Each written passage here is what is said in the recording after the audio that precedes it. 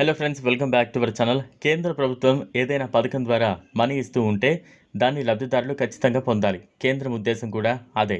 ఖచ్చితంగా లబ్ధిదారులు మనీ చేరవేయాలని కేంద్రం కోరుకుంటోంది. మరి అలాంటి ఓ పథకం ద్వారా మనీ ఎలా పొందాలో తెలుసుకుందాం. ఈ పథకం పేరేంటి? ఇది కార్మిక ఉపాధి మంత్రిత్వ శాఖ ద్వారా స్వచ్ఛంద కాంట్రిబ్యూటరీ పెన్షన్ పథకం. దీన్ని ఇంగ్లీష్లో national pension scheme for traders and self employed persons అని అంటారు. ఈ పథకం చిన్న వ్యాపారులు, రిటైర్లకు మేలు చేస్తుంది. లబ్ధిదారునికి 60 ఏళ్లు నిండిన తర్వాత నెలకు కనీసం 3,000 పింఛను లభిస్తుంది. లబ్ధిదారుడు మరణిస్తే లబ్ధిదారుని జీవిత భాగస్వామి 50% పెన్షన్ అంటే 1,500 రూపాయలు కుటుంబ పెన్షన్గా పొందడానికి అర్హులు. ఫ్యామిలీ పెన్షన్ను జీవిత భాగస్వాములకు మాత్రమే ఇస్తారు. స్వయం ఉపాధి పొంది దుకాణ యజమానులు, రిటైల్ వ్యాపారులు, రైస్ మిల్లు యజమానులు, ఆయిల్ మిల్ యజమానులు, వర్క్షాప్ యజమానులు, కమిషన్ ఏజెంట్లు, రియల్ ఎస్టేట్ బ్రోకర్లు, చిన్న హోటళ్లు, రెస్టారెంట్ల యజమానులు, వార్షిక టర్నోవర్ 1.5 కోట్లకు మించని ఇతర వ్యాపారులు ఈ పథకం కింద ప్రయోజనం పొందడానికి అర్హులు. ఉండాల్సిన అర్హతలు: దరఖాస్తుదారుడు స్వయం ఉపాధి దుకాణ యజమాని లేదా రిటైల్ యజమాని లేదా వ్యాపారి కావచ్చు. దరఖాస్తుదారుడి వయస్సు 18 నుంచి 40 ఏళ్ల మధ్యలో ఉండాలి. వ్యాపార సంవత్సరం టర్నోవర్ 1.5 మించరాదు. అలాగే దరఖాస్తుదారుడు కేంద్ర ప్రభుత్వ లేదా ఈపీఎఫ్ఓ, ఎన్పిఎస్, ఈఎస్ఐసి ద్వారా కంట్రిబ్యూషన్ చేసే ఏదైనా నేషనల్ పెన్షన్ స్కీమ్ కలిగి ఉండకూడదు. అలాగే ఆదాయ పన్ను చెల్లింపుదారుడు అయి ఉండకూడదు. 18 నుంచి 40 ఏళ్ల వయసు మధ్య గల దరఖాస్తుదారులు 60 ఏళ్లు వచ్చే వరకు నెలకు 55 నుంచి 200 రూపాయల వరకు కంట్రిబ్యూషన్ ఇవ్వాల్సి ఉంటుంది. ఇలా 48,000 దాకా చెల్లించాల్సి ఉంటుంది. దరఖాస్తుదారుడికి 60 ఏళ్లు నిండిన తర్వాత పెన్షన్ మొత్తాన్ని క్లెయిమ్ చేసుకోవచ్చు. ప్రతి నెల ఒక నిర్ణీత సమయంలో పెన్షన్ పొందొచ్చు.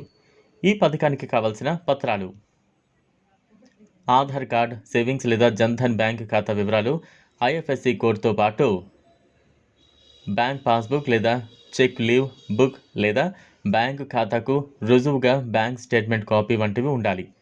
ఈ పథకానికి ఎలా అప్లై చేసుకోవాలి?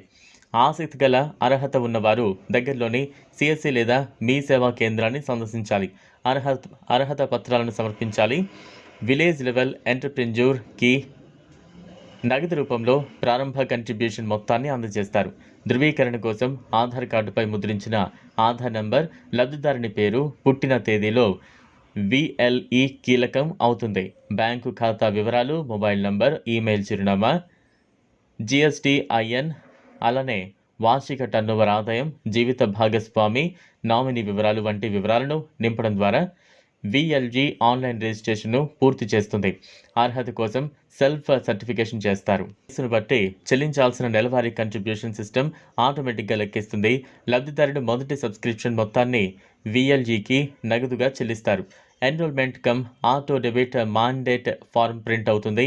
లబ్ధిదారుడు దానిపై సంతకం చేస్తారు. దాన్ని విఎల్ఈ స్కాన్ చేసి సిస్టంలోకి అప్లోడ్ చేస్తారు. యూనిక్ వ్యాపారి పెన్షన్ అకౌంట్ నెంబర్ జనరేట్ అవుతుంది. వ్యాపారి కార్డు ప్రింట్ అవుతుంది. మధ్యలో పథకాన్ని వదులుకుంటే కలిగే ప్రయోజనాలు ఎలా ఉంటాయి? ఏ కారణం చేతైనా లబ్ధిదారుడు లేదా లబ్ధిదారులు ఈ పథకం నుంచి 10 ఏళ్లలోపే తప్పుకుంటే అంతకాలము చెల్లించిన కంట్రిబ్యూషన్ మనీని వెనక్కు ఇస్తారు. అలాగే సేవింగ్స్ బ్యాంకు వడ్డీ రేటు ప్రకారం వడ్డీ ఇస్తారు. ఒకవేళ 10 ఏళ్ల తర్వాత 60 ఏళ్లలోపు పథకం నుంచి తప్పుకుంటే చెల్లించిన మొత్తంతో పాటు ఈ పథకం ప్రకారం వచ్చే వడ్డీ లేదా సేవింగ్స్ బ్యాంక్ వడ్డీ రెండింటిలో ఏది ఎక్కువైతే ఆ వడ్డీ ఇస్తారు. ఒకవేళ లబ్ధిదారుడు మధ్యలోనే చనిపోతే వారి భాగస్వామి రెగ్యులర్గా కంట్రిబ్యూషన్ చెల్లిస్తూ పథకాన్ని కొనసాగించవచ్చు లేదా పథకాన్ని రద్దు చేసుకోవచ్చు. అప్పుడు కూడా కంట్రిబ్యూషన్ మనీతో పాటు వడ్డీ రేటును లెక్కించి వెనక్కి ఇస్తారు. ఈ వీడియో మీకు నచ్చినట్లయితే లైక్ చేయండి, షేర్ చేయండి, ఛానల్లో సబ్స్క్రైబ్ చేసుకోండి. Thanks for watching.